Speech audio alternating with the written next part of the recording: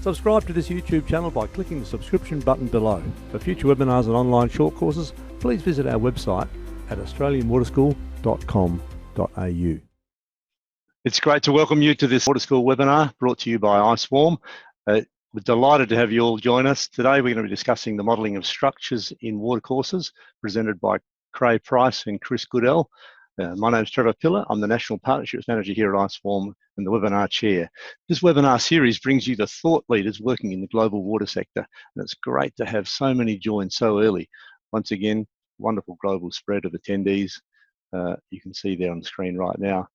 I want to give a great shout out to the fantastic production team here at iSwarm doing unseen work across all these webinars. Dr. Ian Reid, Joel Vortman, Michelle Haar, Claudia Faro, and of course iSwarm's MD, Daryl Day. So thank you to that whole team who make this happen each week, or nearly each week, not quite. You can see on the screen there some great webinars and courses coming up, but I do want to point out those ones in yellow highlighted there, the online courses that iSwarm Australian Water School are running, and also face-to-face courses in June and July across the USA. In many locations across the USA by Craig Price, and another HEC-RAS 1D, 2D in Boston in late summer, early fall. They'll be really courses not to miss. Yep, thank you, Craig. Good to see you there. And Chris, come on board. That's great to see you. Good morning, good evening, good afternoon, gentlemen. No, Chris, in Oregon, Portland. It's good to see you at some reasonable hour of the day, I understand. Not so reasonable for Craig. Not bad at all. Not bad at all here. Craig, Surface Water Solutions, educated at University of California at Berkeley. It's good to see a whole lot of American, USA people on board today. Thank you for joining us. Craig is a civil engineer and project manager with international experience in water resources. You can read the entire, I won't do that right now, but in blue there, 2D hydraulic modelling, bridge and culvert replacement, bank stabilisation, and a whole lot more. 15 years developing hydraulic models for the US Army Corps of Engineers. Chris Goodell, equally qualified, more than qualified, experienced principal consultant for hydraulics and hydrology at Klein Schmidt Associates. Expertise includes hydraulic modelling, dam break studies, sediment transport, the works. If I read it all, it'd take up the lecture time. Let's not do that. We're so glad to have you, Chris and Craig, and appreciate you taking the time for this webinar. It's been really good. Sure, pleasure. I'm looking forward to it greatly. I think right now, without further ado, we're going to hand right over to you, Craig, to take us through the presentation. And by all means, like I said, everybody start writing questions and comments. We'd really appreciate discussion. Thanks a lot, Craig. Excellent. Well, let's dive right into it. We've got a lot of material to cover. First question is, give me a thumbs up if you can see my screen here with the coming up good. This interesting culvert. This was my backyard in Berwick back when we lived in Victoria after a flood. I hadn't seen the culvert before, and I thought, wow, that's quite a bit of energy. Turns out there's a ramp underneath that, and we'll talk a little bit about energy head and what that means when you get the velocities coming out of a culvert like this when it's driven by some upstream pressure. So, without further ado, let me just cover just a smattering of these different structures. This was your poll. Basically, I could have put these poll results up next to this. Most of you are interested in bridges and culverts, and the structures that are listed on the left. The ones on the right, not so much this crowd. It's more of the water treatment, water supply crowd that would be interested in the ones on the right, but there are some here on board who are interested in those as well. So, I'm just going to show you a couple of images real quick just so we get a feel for how varied a hydraulic structure could potentially be. And if we go by the definition of a hydraulic structure being anything that impedes or controls the natural flow of water, we've got bridges, culverts, dams, spillways, weirs, levees, dikes, groins, jetties, breakwaters, revetments, fish ladders, pressure pipes, gravity pipes, flumes, gates, turbines, valves, pumps, siphons, locks, and energy dissipation, and not to mention sheep pens, which can become hydraulic structures as well if you flood them, which I've done here in HEC-RAS, and you can see that the particles of sheep behave just like if they were floating in the water when they go through a sluice gate. And that one was just for fun, but I do want to know, did we miss anything? Are there the poll question? You can't actually respond to it and say other. What other features would you be interested in learning about or putting in your model, or what have you put in your model? So on the chat line, if you have a structure that's not listed here that you're used to putting in your models or want to put in your models, put it in the chat line, because I'd like to consider this. We do have this upcoming course on incorporating structures into hydraulic models, and I want to know what should we include in that course. We won't touch on them all today, but in the future that will help guide what we might do for upcoming webinars. Now, we'll focus on bridges, the kind of bridges that actually touch water, not this bridge, which will be touching the water soon after Indy gets done with it. We'll also be focusing on culverts and the kind of culverts that pass water. There are some culverts that just pass farm vehicles or rattlesnakes in this case. This is our safety moment for the day. Don't ever pop your head into a culvert or go into a confined space without checking it out first. We used to use this as one of our slides when we did culvert inspections for departments of transportation across the U.S. So that'll give you some nightmares, I think. But right now, we'll just focus on these first two and some of the theoretical background behind these, and what are the considerations when you go from a 1D model to a 2D model to a 3D model. You know, what's in the black box in these models? When you model a bridge or a culvert, and by default, some of these other structures will be included as well. What's the theory behind it, and what are we gonna model? So if we're looking at a bridge or a culvert, in this case, this is a 1D model, an unsteady flow model, and this is just a very simple one for demonstration purposes, showing how we go from open channel flow right there up to pressurized flow with orifice flow coming on the upstream side, and then to weir flow over the top of it. Those are the three conditions. That could be a bridge or a culvert. Sometimes it's hard to tell the difference between a bridge and a culvert. They behave pretty much the same way in some situations. When it's a big box culvert, you know, it might behave very much like a bridge, or if it's a pipe culvert, it might be very different. So we've got different equations that form our background. And we don't have time. I mean, the manual, if you look, and we don't want to focus specifically on HEC-RAS in this webinar, but Chris and I are both well-versed in HEC-RAS and know the manuals very well, and know that these manuals, when we talk about the computational background, can be 1,000 pages long.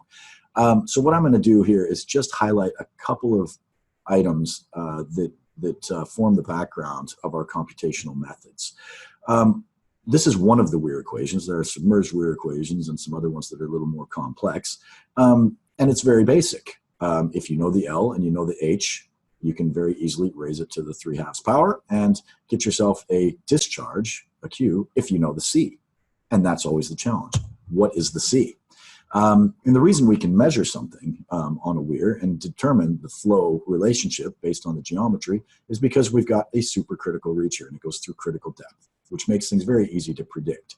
What that means is once you've gone through this and you have flow coming down along a weir, no information, no ripple from a rock that you drop in the water here, the upstream ripple is actually going to be traveling downstream. No information, no energy will travel upstream through supercritical flow. And that's an important distinction to make, but it's not always that simple, as simple as a weir equation. Now here's one with a bridge deck, a cross section through a bridge deck, and we've got weir flow over the top. That's governed by a weir flow equation. And you can work that out in theory, but in reality, here's what happens when bridges overtop. What would the weir coefficient be? And so in this case, here's one that's where a culvert pipe, basically a glory hole, has a very simple weir equation around the outside. If I know the depth around this thing, I can very easily compute the Q, the discharge. And then it goes into a pipe, and we might have orifice flow down at the bottom. But in a lot of situations, like in those bridges that you saw overtopping, it's a little more complex. And when you look at the range of coefficients, which you see right here, this range of coefficients is going to vary quite a bit if you look at these. And the only thing I really wanted to mention about weir equations then is that this coefficient is really an unknown. Unless you've calibrated it, it's an unknown. This is something that, that you also need to look out for. Hang on, I'm going to turn my spotlight there so you can see my mouse a little better now. So when I hit control, you'll see what I'm looking at. So these coefficients here, the English units versus the SI units, vary quite significantly. And watch out, because there are discharge coefficients which are unitless, and then there are weir coefficients, which are not unitless because they have gravity built into them. So you might see a lot of guidance come out of the US, and people internationally might want to use that, and they'll see some adopted weir coefficient and want to just adopt it wholesale without realizing that it's a US customary unit. And what I'd like to get to on this one is just that if you want more information on this, Google right here, weir equations in HEC-RAS. Basically, I think I've got a link up to it right here so you can see what it actually looks like on the screen. This is Chris's article on weir equations in HEC-RAS, and it's really weir equations in general. It doesn't necessarily just relate to HEC-RAS. Also, I just scrolled through that real quick to show you that there's a lot more to this article than I'm showing you in this presentation here, and it's one that's worth reading and knowing well. So with that, I'll move into the Orifice equations. And again, Chris, if you see questions coming in on the chat line, feel free to stop me here while I'm rambling on. But I wanted to hit the Orifice equations here as well and just show again, we know that if we know the area, the 2GH, that's all very easy to compute. The C is the big unknown. In some cases, if you had a pond here and a submerged inlet, and it's blowing through this culvert pipe, imagine just slicing this culvert pipe off. Sometimes it wouldn't make a bit of difference. If it's inlet controlled and it's going through a supercritical flow here, sometimes it wouldn't matter whether it's at a 10% slope or a 20% slope, or you just sever the end of the pipe and it's dropping off a waterfall. If that's the condition and there's no information moving back upstream, you're governed by the inlet. And so it's important to know that distinction between inlet and outlet control on your culvert, and that's generally built in to your to the software programs as part of the black box. When it's controlled by what's going on downstream, and that energy can be stepped back, and the water surface elevation through a step backwater model, for example, like a 1D model in HEC-RAS would be. You do need to account for the energy head and the energy losses. Now, there's a lot more complex forms and ways of computing things than this, but in this seminar, in this webinar, I just wanted to take this one equation right here and break it down. This is one equation that, at least in the courses that I teach, I want to make sure that everybody can derive this and solve it any which way. And that's hey, Craig, can I interrupt you real quick? Yeah. This is something not necessarily you want to touch on right away, but maybe as you get into the presentation a little bit longer. We've been having some questions about river restoration structures, specifically things like large woody debris and gravel riffles, bend improvements, groins, veins, etc. So as you go along, if get to a point where you can cover some of that, I think that would be very useful to some of the attendees on the line. Okay, and a lot of that is driven by fish passage, and so maybe we'll talk about that as well. I've got some examples of a 3D model, and we do have. Hopefully we've got a few things with Flow 3D, which is a computer program that'll run it in 3D. And I know Brian Fox, I think, is on the line as well. May chime in on the chat line if you have questions specifically about 3D items. And this, in some cases, like a fish passage culvert that has baffles built in, can be very readily modeled in a 3D model.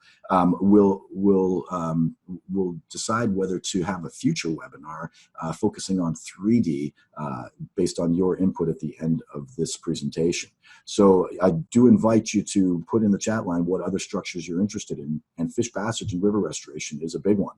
And so that's something that, thanks for those comments. I think we'll make sure that we address those as we go through this. Now, on the energy equation, I guess what I wanted to focus on with this one is the difference between the hydraulic grade line and the energy grade line. As I understand it, and I'm not sure I've got this entirely correct, but if you put a vertical riser in a pipe, that's going to bring you with the pressure up to the hydraulic grade line. If you put a one of these pitot tubes, like you get at the front of an airplane, that will raise this up to the energy grade line, you then get the velocity head built in.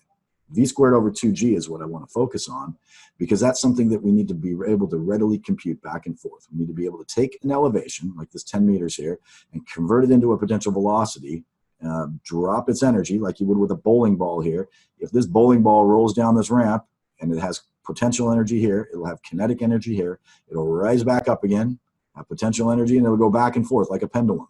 And so that velocity that's going to raise at a certain height could be slowed down by an inlet, an outlet. That's like if this bowling ball came and rolled over a rough part of this terrain. It would slow it down. It would chew up part of this v squared over 2g, and it wouldn't come up quite as high on this on the way out. So we have all these energy losses that drop this v squared over 2g as we move along. If you see this energy grade line going up, you know your model has a problem. And so one of the things, I don't do a whole lot of equations in my courses, but one of the things I do expect everybody to be able to solve is H versus V. In this case, I've simplified it down for a metric unit with 2g being an average of 10 for gravity, so that's 20, v squared over 20, and then solve this back the other way for V. And just a few milestones you might want to have in mind for velocities of 1, 2, 5, or 10 meters a second, or for H's ahead of 1, 2, 5, or 10 meters. How do these correlate? So a velocity of 1 really won't rise up very far at all. 2, 5, 10. Well, if you get a velocity of 10, it will shoot water up 5 meters high. Let's go backwards the other way now. A head of 1 right there gets you a velocity of 4.5. So 4.5 meters per second requires decent sized riprap. And that's only 1 meter of head. That could be flowing down over some jump, and that very quickly turns into a lot of energy. You can see how this is sloping upward. The energy increases exponentially here. As we come up here and we get a 10-meter head like we saw in that diagram, you potentially have the opportunity to push something out at 14 meters a second, which is actually really, really, really fast. So we're going to talk about how to troubleshoot your model by looking at that energy head. But before we do that, I wanted to just cover a couple of things in the black box.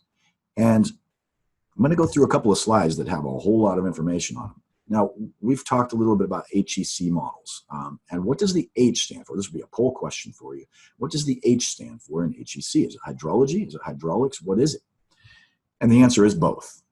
If you're looking at the Corps of Engineers, it's the Hydrologic Engineering Center. That's HEC in the Corps federal departments. And then when you're looking at the Hydraulic Engineering Circulars for the Federal Highways Administration, that's also HEC. And it's a little confusing because they both get used in the same manuals sometimes. The Hydrologic Engineering Center put out 1, 2, 3, 4, 5, and 6. Those are the ones I learned on, DOS programs with Fortran coding that did get turned into Windows versions. These are the programs that are now listed on the Hydrologic Engineering Center's website that I think some of them are no longer supported, but they're still in use. But if we go in here to the design guidance, this is where I want to show you the overlap between these two HECs. This is a big list and more than I could read off, but I've got links to each of these manuals on my website here at surfacewater.biz/HEC, and you can get into each one of these. Most of these relate to hydraulic structures.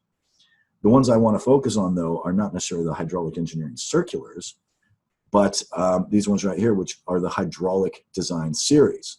And the reason I want to highlight one of these is because it forms the backbone of what's in HEC-RAS, and many other programs actually use these same nomographs in HY8 and others in developing relationships between stage and discharge. And culvert flow relationships, culvert tables. So this one right here, HDS5, is cited in the manual. The 1985 version is still cited in the manual, and that is full of a bunch of nomographs. So here's the HDS5 manual. You can look it up and grab it. They've updated the graphics a bit since the 1985 version, put some colors in there, but it's still the same types. And you'll see these cited, whether you're using 1D, 2D, or 3D models. You're still going to have to figure out what kind of flow regimes you're looking at through a culvert. Is it backwater? Is it inlet control? Is it outlet control? These tables are built into the software. So here's the constants that are built into the software. You can see all these constants here. And I think what's going on is we've got these nomographs that were developed, I think, in the 1950s, 60s. This one's from 1973. If you haven't used nomographs before, this might be a foreign concept, but this turning point, the turning line, is something that if you've used nomographs before, you'll be very familiar with. Basically, and these are really handy, you take a geometry, which is your diameter and your length, and you run it across and you find the turning line. And then at that point, you're now going to get a relationship between the head, which is right here, and the discharge through the structure. And you might think that the program is doing all these computations and figuring out where the water particles are along the line here. It's not. It's just using these relationships. And even if you've got a 2D model that has 1 billion pixels up here, it's still going to bring the flow in and bring it out using these relationships. It's not going to break it down into a whole bunch of pixels subsurface. Now, how can we check whether these things are right? Well, some of the ones, when they put these nomographs together, they actually built full-scale models of these things and ran them through. And you can see the scale on some of these models. You can have a really tiny one. This one's just a few inches, a few centimeters for each pier. And this one, you'd have to walk down the stairs and you could crawl inside of it. Some of these physical models can be very, very large, and some of them are actually full-scale models. When they've done riprap testing and other things, sometimes they'll do these at full scale and run these big flumes through them and see what happens. Well, these have been tested extensively and measured sometimes in the field. This is your other safety video for the day. So I think this one here I thought was a flow measurement, but it looks like she's just hanging on. I would not recommend standing here. And when in this kind of a flood flow, this can actually sweep you right off your feet. But once we've taken these measurements and we've calibrated it and we've looked and found the values in the nomographs or modeled them, you still can get some instabilities. So how do we check ourselves? And this is where I'll come back to this v²/2g chart, which is the energy gradients. Basically, your energy head, which includes your water surface plus the pressure plus the velocity head. When you look at this, let's just take, for example, the value of 5. If you have these numbers in your head, an easy one is 5 = 10. This only works for SI units. 5 meters of head gives you 10 meters a second, and vice versa. 10 meters of kinetic energy will rise up to 5 meters. Well, why is that useful? Why do I make people solve this in these classes? And the answer is that if you see an outlet out here and you see a velocity in here, say we had that 10 meter a second velocity at a point downstream of your culvert, and that 10 meter a second velocity in your head, you turn that into a 5 meter head, and you realize you're way up above where you even started. Well, then you added energy to your system. And unless you have a pump in it, that can't be. So we need to watch out. If you go through here and you look at your results, and this will happen sometimes in 1D models, sometimes in 2D, and even in 3D models, you'll get absurd velocity spikes. And it's generally related to the Courant number and the fact that you might have used a time step that's too coarse, but there might be other factors at work here. But if you go start hovering around, like in this one for the velocities, if I hover around the velocities and I look at this one and it says my red velocities are 4 meters a second, and I turn that back into a head and it ends up being higher than it is out here, I've got a problem. So that's just one little troubleshooting step. In our classes, we cover a whole lot more troubleshooting steps. Again, in a quick half-hour presentation, I'm just going to cover 1 or 2 items on each one. I will take a quick break here and take a drink and see. Chris, have there been any other questions coming up? Yep, Craig, there's a couple, if you want to come on screen, Chris, it would be good to just cut into some of this. It's just, I'm sitting back here, just amazed. It's a bit of very funny to watch the snakes in the culvert, and a few things you've got to watch out for as a hydraulics person. But seriously, if I was needing to model structures in a river, I'd be coming to you guys and your colleagues, that's for sure. But here's some questions. Let's get cracking here. Gera is in Germany. No, he's from Germany. That's fine. That's it. What recommendations do you have for modeling a 100-meter tall waterfall? It's part of a dry river channel on which I'm performing a dam break scenario. Should I use 1M DEM for this, or should I do this as 1D? That's a 100-meter tall waterfall. If you need to model the spillway itself, actually, we will cover that. Well, I'll show you. Let's table that question, and I'll show you a spillway design that's been done in 3D versus 2D versus 1D. And that's great. Any comments, Chris? That's good. Yep. Yeah, I just quickly answered that in the Q&A section, but yep, I noticed that. Yeah, if you are modeling a waterfall, it's very difficult to do when we're talking about HEC-RAS, to do that with the standard St. Bonnot equations. And so typically what I'll do, and most people do, is they'll break up their reaches with an inline structure if you're doing a 1D reach, or to a 2D area connection if you're doing a 2D area, and that allows you then to switch from the St. Bonnot equations, which don't work very well over waterfalls, to empirical equations. Of course, if you really want to get elaborate and do some really cool stuff, you can move into a 3D model and try some of the stuff that Flow 3D can do for you on a waterfall. Yeah. Yep. Okay. Sid is in Pune in India, and said, why is it so nice to have your question, Sid? Thank you. Why is it so that when we model natural river, we use some Venner equation? I think you got this, did you, Chris? Is that right? Yeah, and that really just kind of ties into the previous comment in that the St. Bonnot equations work well in typical riverine scenarios in canal situations. Basically, if you're in a gradually varied flow situation, they work very well. They can work and be used in brief areas of rapidly varied flow, but typically when you get into rapidly varied flow situations like flow over a spillway or flow through a culvert or over and under a bridge or some of these other hydraulic structures that have been mentioned, those St. Bonnot equations don't work so well, and then you need to move into either empirical equations, which you see all throughout HEC-RAS, or again onto a full three-dimensional computational fluid dynamics model where they make use of the three-dimensional Navier-Stokes equations, which can handle those kind of situations very well. That's great. Thanks very much for your questions. I see that I'm going through the questions. There's no open questions.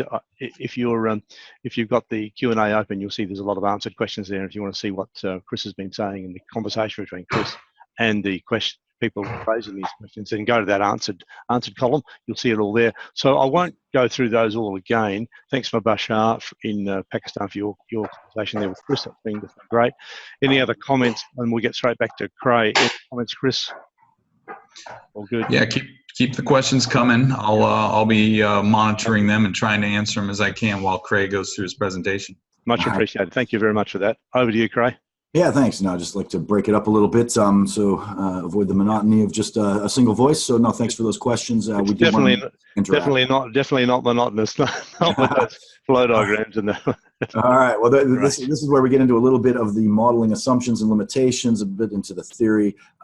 There are many. I could list probably 10 or 20 for each one of these, for 1D, for 2D, for 3D. I'm just going to highlight one or two for each, just to show you when you might move from one type of model to another.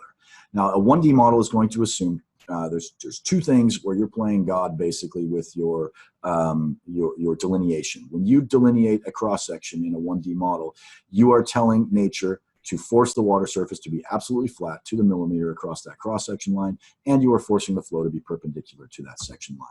And what that means in a structure, like for the ones that you see in the standard manuals, you get one cross section upstream, one at the bridge face, one downstream, and then one after the expansion reach. It looks all nice when you've got these things perpendicular to the flow. I'll turn it on its side here and show you here's one cross section at the upstream, one at the face, and it looks nice and smooth. But all you've got to do is throw in a little bit of skew into it, and then all of a sudden, what's actually going to happen over the, in this case, the floodway or the Arizona crossing here, the dip crossing or Ford crossing, when you've got flow through culverts and over the top of it as well, and how would you draw your cross sections here to be perpendicular to the flow and flat as well across the top? So if I had to draw a cross section right here going straight across this floodway, it would show all the water surface being absolutely flat, even though it's probably coming up higher out on this end and it's coming in from multiple directions. So that's where a 2D model can be handy. But even 2D models have some assumptions built into them that are problematic sometimes. The ones I'll talk about here are just that velocities are going to be depth averaged. The perpendicular depth is going to be assumed to be the same as the vertical depth, and the horizontal length is going to be assumed to be equal to the slope length. So we know in reality at the boundary where you've got rocks and gravels and everything, there's a zero velocity there. This is what it actually looks like in a flow profile. Your model, 1D or 2D, is going to depth average it. You're going to get one velocity per pixel, per computational grid, or for the edges in some cases, but you're not going to get a depth varying velocity in most of the 2D models. And what that means then is this guy right here who's stuck in this vortex, in our 1D model or a 2D model, you're going to have uniform flow moving downstream because that's going to be the flow direction. This Q here is going to equal this Q here, is going to equal this Q here, and it's going to be depth averaged. So that's just one assumption that if it doesn't hold and it makes a big difference, you might not want to use a 2D model. You might need to use it, move into 3D. The other thing is on your slopes. If you have a slope length, somebody asked about the 100-meter high waterfall. Well, if your slope length and your horizontal length are fairly close and your perpendicular depth is fairly close to your vertical depth, the equations still hold. But what happens when you're, again, this is just Pythagoras here, 1 out of 100. If this is a 100-meter run with a 1-meter rise, you're only off by 0.05%. Well, that's fine.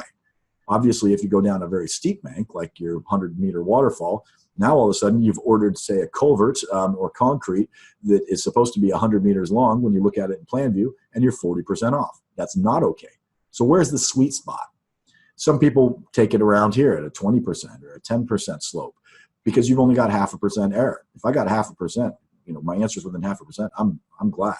2% might be a little much. It's probably okay. 12%, probably too much to deal with.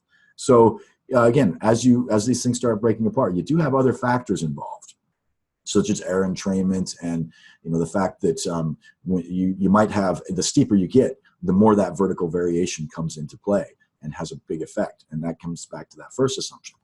So I'll just show a quick example here. HEC-RAS or any other 1D or 2D model might balance right here at the edge of this one. This is a river that's flowing into a mining pit. We want to see, when does it erode back and capture the river?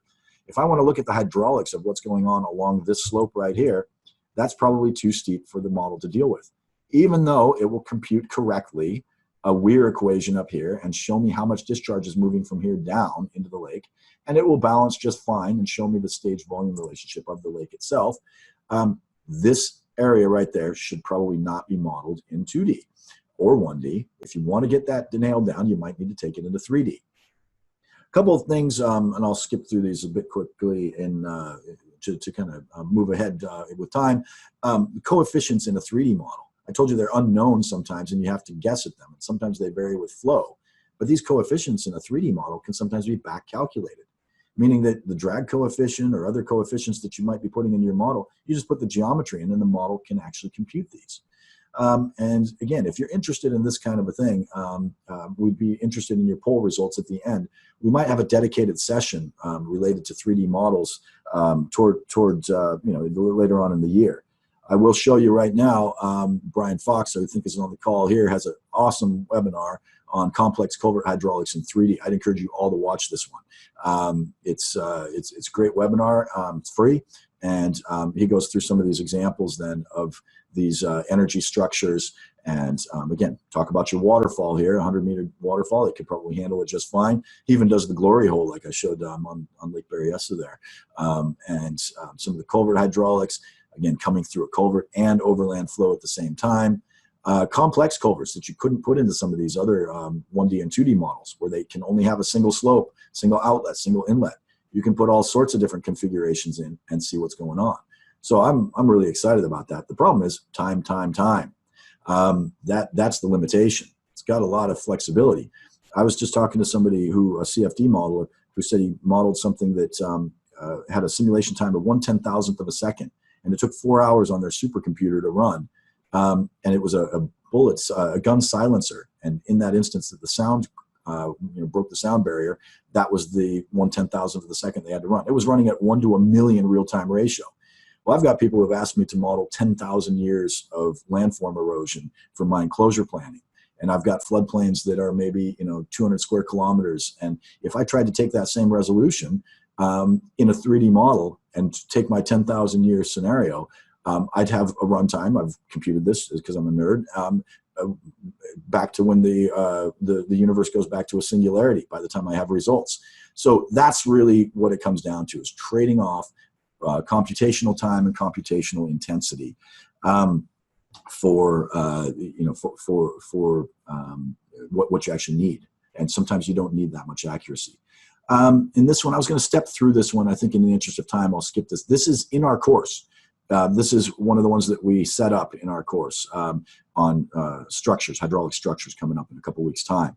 And what I do is set up one model here with the same bridge crossing 7 different ways.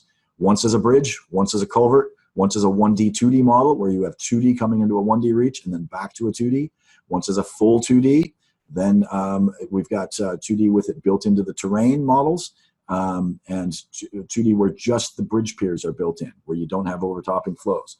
And then we run that same model seven different ways, and then we skew the bridges and we do some other things to it. If you're interested in doing that, again, that's specific to HEC-RAS in our course, let us know. If you're interested in doing this in another software platform, let us know in the feedback, and we can set up another course using other software. TwoFlow or others are very interested in doing the same type of a thing. So if you're interested in doing the same type of approach in other software, let us know. Couple of just examples, fun examples I wanted to show you. Somebody asked me the other day, can you model a canal crossing? I've got water going this way and water going this way. Well, your depth grid in a 2D model, you only get one depth, one elevation per square pixel, per computational grid. How can you get it up above? And that's where we have to pull a combination 1D, 2D and put a 1D structure into a 2D model. And I tried it just for fun. And here's what you get. You can get the water coming through here, make a lossless culvert other than the friction loss, no entrance loss, no other loss. And what you'll see is as I cut a section through here, I can get water up here, and then I get water going through. Now, my 2D results are only going to show me this water surface elevation, but my 1D results for the culvert going through here that matches the channel shape is going to come through, and I know I've got a water surface in here. I just can't see it at the same time. So there are ways to get through these things in 1D models. In this one right here, I think we'll just move right through this. These are, again, some of the examples we're going to do in our structures course, and you can see how you can actually define your shear stress and your velocities through very, very close to the culverts, and see what happens as you move through with overtopping flow, with pressure flow, and with just open channel flow. So these are, again, just some of the examples that we work through. In a 2D model, it looks really, really cool. It's a little bit gimmicky, but to see this particle tracing, you can see one of these glory holes here where I've just dropped some flow into it. You can see some flow going over the top, going into the individual culvert barrels. But again, watch out, this is depth averaged. If you need to get into anything where there's vertical components and vertical variation, you might need to do something else. So again, just a few examples to wrap things up. Here's one that could be modeled in 1D or in 2D because you've got one-dimensional flow direction. It'll handle it just fine. The culvert nomographs work just fine. The ones from the 1950s, concrete is still what it was. Once I get into a situation where it's overtopping, though, and I've got a cross-section that varies, now I've got water surfaces that might vary over along the length of this roadway. And again, if I'm trying to look at some shear forces and try to size riprap, I can actually get that variation out of a 2D model. Watch out though. Sometimes you'll see results like this one right here is a 1D model that has been displayed like a 2D model. The reason I know that is because this got to the edge here in one of the cross sections. If you actually had flow here, it would flow out of the model. And this is, you could say in a 2D domain, you might not have taken it far enough. But again, these days, you can get really pretty pictures out of something that might not be computationally accurate. Maybe you've got things going on out here that the 1D model couldn't capture. But this one looks like a 2D or maybe a 3D model result, right? This came out of a 1D model. That's all I did was took the water surface elevation at the end and just draped it across the terrain. So those are some things that we need to watch out for. So with that, I mean, again, we want to focus on some of your questions. Did you see a structure that we didn't cover that you want to see as one of these other things? Do you want to see how to do this in an upcoming course or upcoming webinar? If so, let us know. Yeah, we'll be available to answer questions for the next 15, 20 minutes or so. And so keep those questions coming. I will turn it back over to Trevor. How did you cover that much in such a short space of time, Craig, and still keep the focus on all the issues that need to be considered? Thanks so much. It's just huge. Chris, you're there with us. It's great. Yes. Great. Yeah, boy, so many great questions. I was definitely put to the test here trying to keep up with all of them and trying to keep an ear on Craig at the same time. So, but that's great. It's really good to see all the interest being generated here. And I think what this tells me is, boy, there's a lot of interest indeed, and probably we could do several more of these. Well, you guys are going hard at it, you know, across the US, July, August, face-to-face courses with you both, and also your courses in late summer, early fall in Boston, HEC-RAS 1D, 2D. So there's a bit of a shout out for the courses coming up. So don't hesitate to give us a yell here at ICEWarm, Australian Water School, and we will point you in the right direction. But I'm going to be at that night at the bar if I can get a plane flight. Come on over. Where's it going to be? In Portland? It's going to be in Portland. It's going to be on June 27th at the Lucky Lab right downtown. So if anybody in the area, please come by, and you'll see some announcement on it here real soon. That's probably the bit I will understand, because there's a lot to take in when you're not a hydraulics professional. So that's great, you guys. So where should we start? Bishwanda Mishra, maybe. Thanks, Chris. Would be great if you can advise modelling approach and appropriate modelling for GLOF modelling. Yeah, tell you what, before we go straight to the questions, can I just point out there's a poll come on your screen now. Thanks, Joel, for putting that up there. It gives us a bit of an idea of where everybody's thinking is and where you'd like us to go next. So as we're going through these questions, if you find a question you're not interested in, fill the poll out. Let us know what you're doing. That will help us hugely. Yep, that's just that one shout out for everybody to get that poll going. All right. Yep. Bishwanda, thanks, Chris. Yep. Over to you. I was going to jump in on that question because it's a great question and a very interesting modeling application. GLOF, glacial lake outburst floods. Typically, those are found in very steep terrain, and the question keys in on that. What's the maximum gradient? And the manual will tell you 10%, and that's generally considered the maximum you want to go with HEC-RAS. And that's simply because of the breakdown of the equations that are used. They don't do very well in steep terrain with a lot of vertical accelerations. However, people have applied HEC-RAS to that kind of modeling scenario. It can be done. Just be very cautious when getting close to or exceeding the 10% gradient. Yep, that's great. And Craig, your mic's not on. Thanks, Bishwanda. You're from, I see you're from Australia. Good. Okay, any comment there from you, Craig, on that? Oh no, I'll let Chris field some of these. I've been talking enough. My voice is a bit shot. I'll dive in if I need to, but I'll stay muted out in case. No, you look bright and fresh for an early morning in Perth. You look great. You look great. Keep those questions coming. Any differences using HEC-RAS in rural areas and urban areas? Says Ty and Guyan. See that question at the top there. Oh, did I miss that one? Are there any differences using HEC-RAS in the rural urban areas? That's all right. No, it's okay. Rural and urban, yeah. It's just a lot of it has to do with how you define your land classification and the roughness values you end up using. When you get into urban, that can be a little bit more tricky because you've got, by its nature, a lot of buildings, a lot of structures. And typically in HEC-RAS modeling, we're not going to go to the level of detail to model each individual structure. Maybe you might pick out some really large ones and focus on those. But a lot of times what's done is you'll take an area that has a fairly consistent density of structures and you model that all together as a single land classification. Great. Yep, that's good. Sid from Pune in India says again, if HEC-RAS assumes and gives depth average velocity, won't it be scary for sediment transport phenomena? Well, here's a plug for our sediment transport webinar and course coming up. Absolutely. And yes, it is scary. Sediment transport can be voodoo.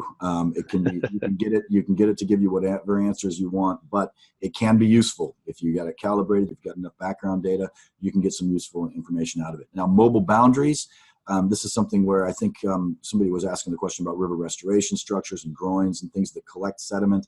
Some of those can be modeled in 1D, 2D, or 3D with mobile boundaries as well, and you can see the sediment accumulation. Watch out though, you can have huge variations. There's a sensitive dependence on initial conditions, a feedback loop that happens in all these models where the hydraulics affect the bed affects the hydraulics, and sometimes that leads to instabilities, and you've just got to be very careful with sediment transport results. Any further comments on that, Chris? I agree with you completely. When you get into sediment, that gets it an order of magnitude more tricky to deal with. Just like you said, be very cautious with it. There are models out there that will do sediment transport in 2D and 3D, but be careful with them. Yep. All right, next question from Bibiana in Brazil. Can I use culverts on a 2D area on HEC-RAS with very slow velocity? Oh, certainly. Yeah. No, you can use culverts. Yeah, slow velocities. It'll handle those just fine. You'll have the losses will be minimal through the culvert if it's very slow. But yeah, in 2D, but this is where we've got to watch out. And maybe I'll share my screen here again just for a minute, if that's okay, and just show you the model that we use in this course that's coming up. Just because we've done it in 2D, we can do a full 1D model and have the 1D model have a culvert in it. And that's what's going on up in here. That's what's backing the water up. You don't see the culvert in this case right here, but there's a 1D culvert there. Even when we do a culvert in a 2D model, which is what's going on right here, you see these culverts there, and it's doing some crazy stuff near the inlet. But even when we've got this in a full 2D model, the culvert itself is still just 1D. These pixels here that you see, even if I broke these down and have 2 centimeter pixels within the culvert, you're not going to see the water surfaces in the culvert. You're not going to see faster velocities in the middle of the culvert than you do on the outsides, which is what would actually happen inside a culvert. You would need a 3D model for that. So that even if you're in a full 2D model and you put a culvert into it, and this could be 2-flow or this could be HEC-RAS or anything, the structure itself is still technically 1D. Any comments on that, Chris? That's exactly right. Yeah, it switches to the empirical relationships you touched on earlier with the nomographs, and so you're not getting a true 1D or 2D solution through there. However, in HEC-RAS, I'm not sure about 2-flow, but in HEC-RAS, if you model a culvert in 1D, it will actually calculate a water surface profile through there. But it's definitely not using the full St. Bonnot equations there. So take it for what it's worth, but you can insert it. What I like to tell people when you're doing HEC-RAS modeling, the actual hydraulics of the culvert itself should not be the focus of your study, but you can put culverts in there and see how they affect the overall system and the change to flood risk and things like that. We've got tons of questions here, gentlemen.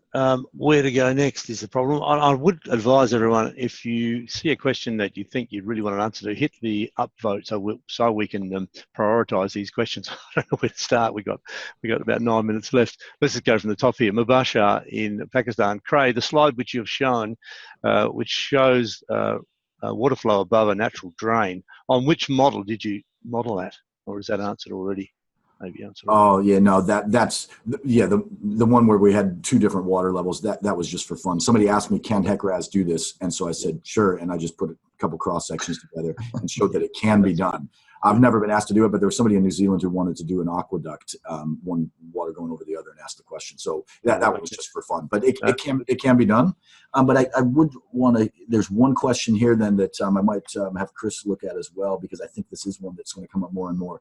We're talking about version 507 in HEC-RAS and whether we can do bridges with 2D overtopping flow. That's the Carlos question there. Yep. Yeah, and I think so. Chris, you may want to comment on that. I'm not sure where they're heading with that, but right now we still have to fudge in bridges as culverts, and there's a blog article you might want to highlight where you've covered how to do that. Is that going to be required in the future, or are they working on that now? Yeah, so it's not quite a specific answer. It's a little nuanced. You can model bridges in 2D areas, but the problem arises when the water gets high enough where it impacts the bridge deck and becomes pressurized. At that point, you can no longer use bridge equations in HEC-RAS. However, you can simulate a bridge using either a culvert or a gate in that case. And some people have been doing that to varied degrees of success. Generally, what that means is you need to replace what would be the bridge with a culvert or gate, and then calibrate that to make sure it's giving you good answers.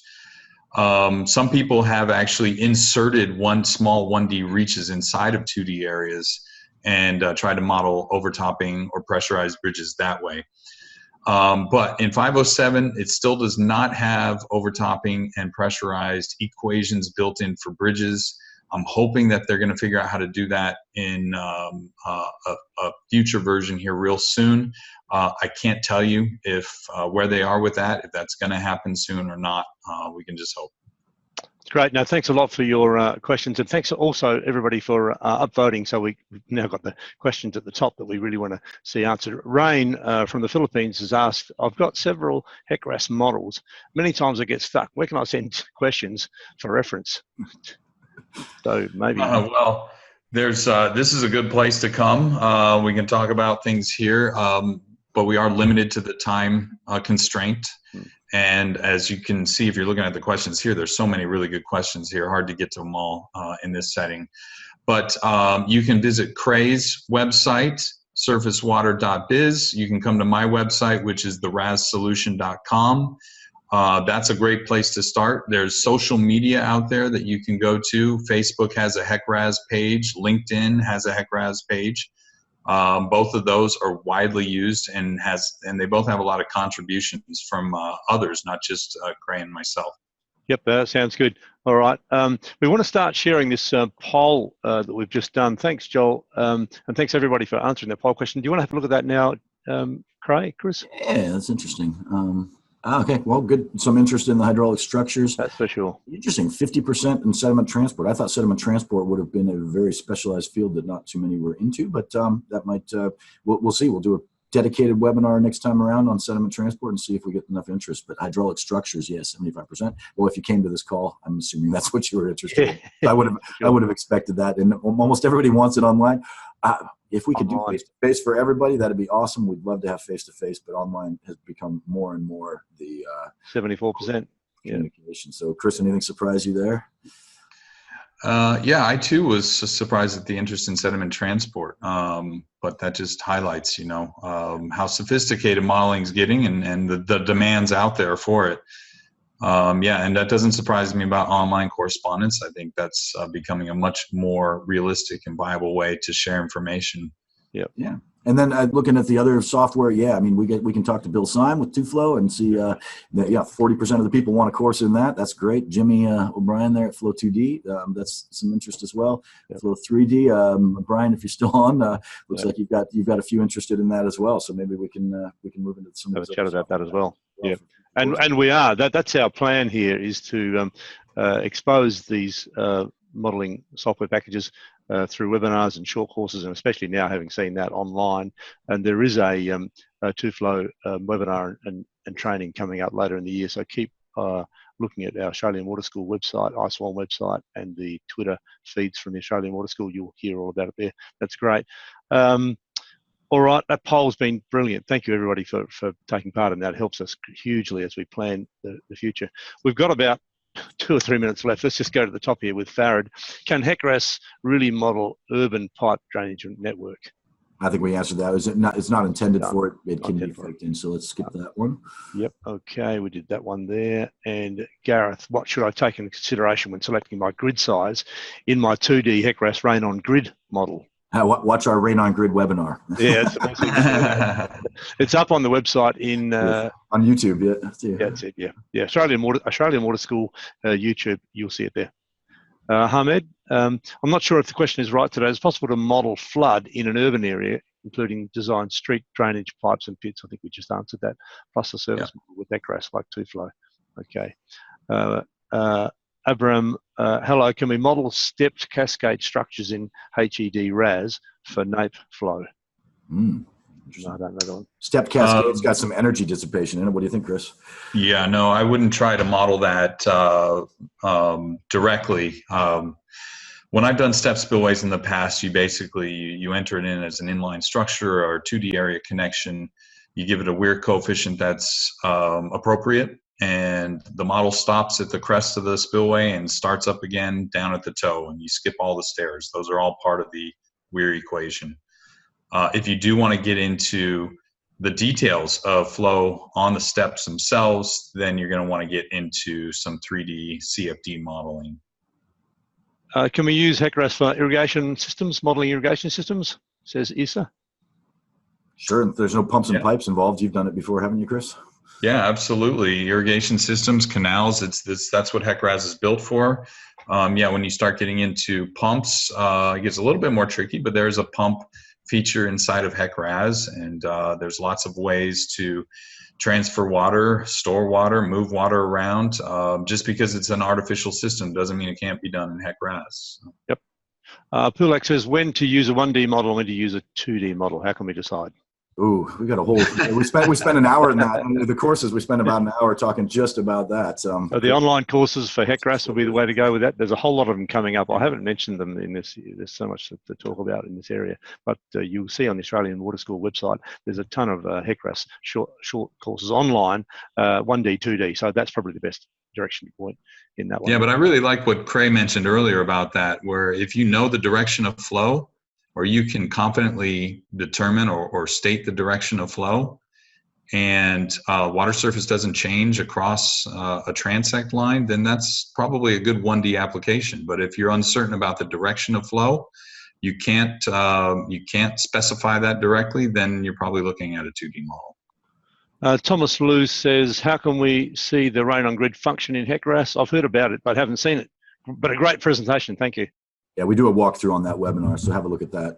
In the Rain on Grid webinar in the Australian Water Schools resources on YouTube, you'll pick that up. No problem, Thomas. Thanks for your question. Siamsel says that there are plenty of models available. What are the considerations to choose one? Cost is one of the big ones. What would you put application, cost application? Yeah, there's a lot of things to think about. My suggestion would be figure out what your objectives are, your modeling objectives are, and then go to the websites and read the manuals, at least skim them and see which models best suit your needs. There's a EA study, the Environment Agency in the UK has got kind of the gold standard in comparisons between models, at least on 2D, and you can actually Google that and see how all the models stack up against each other. And typically the variation in your coefficients and your input and your terrain are going to make a much bigger difference in your results than the selection of which model you use to actually do the trick. Most of the ones that are commercially available and publicly available will do the job. It comes down to what your client wants. If most of you on board here are consultants, whatever your client wants it in, that's what you do it in. All right. Hey, this is 1 hour mark now, and we've hit the 1 hour mark, and I think we're going to have to call it, draw a line under it and call it quits. But it's been an absolutely brilliant 1 hour. Feels like about 1 minute, having so much stuff go through. It's highly interesting and so useful to so many. Thanks everyone for staying with us for this hour. And if you can collect, sorry to interrupt, but if you can collect those extra questions, Trevor, and then maybe I'll answer, Chris and I can answer those individually then. Thanks, Cray. Thanks, Chris. That would be absolutely brilliant. I just wanted to say thank you for participating, and there's a feedback coming up in a moment. We'll send you the recording. There's those two webinars you can see there. There's a lot more behind them, but just 2 for now. And the online courses I'd like to mention coming up in this week, 23rd of May, Thursday, and also up in June, face-to-face courses with Cray and Chris in June, July across the USA, and the HEC-RAS 1D, 2D in Boston in late summer, early fall for Chris. And the night at the bar, I want to see how that goes. Take a video. we want to put that video up on our all my old Portland colleagues come along. I want to see this. All right then. Well, I reckon we're done. Any closing comments from you, Cray or Chris? No, I look forward to seeing you online or face to face. Keep these interactions going. This is what we enjoy doing, and it's exciting to see the maps of the world. Just here we are, hundreds of people spread around the globe, all trying to do the same thing. It's exciting. It's really cool to see, and the questions were fantastic here. I'm intrigued by several of them still that I haven't even gotten to yet. So, great job, everybody. Certainly, this is the way to progress the science. When we hear the questions, the people who should have all the answers and do, but hearing your questions just fills it out hugely. Thanks so much, everyone, for joining us today. We'll call it quits there. We'll love to see you online next time, the coming courses. Thanks, Cray. Thanks, Chris. Thank you. Bye, everyone. Bye for now. Subscribe to this YouTube channel by clicking the subscription button. For future webinars and online short courses, please visit our website at australianwaterschool.com.au.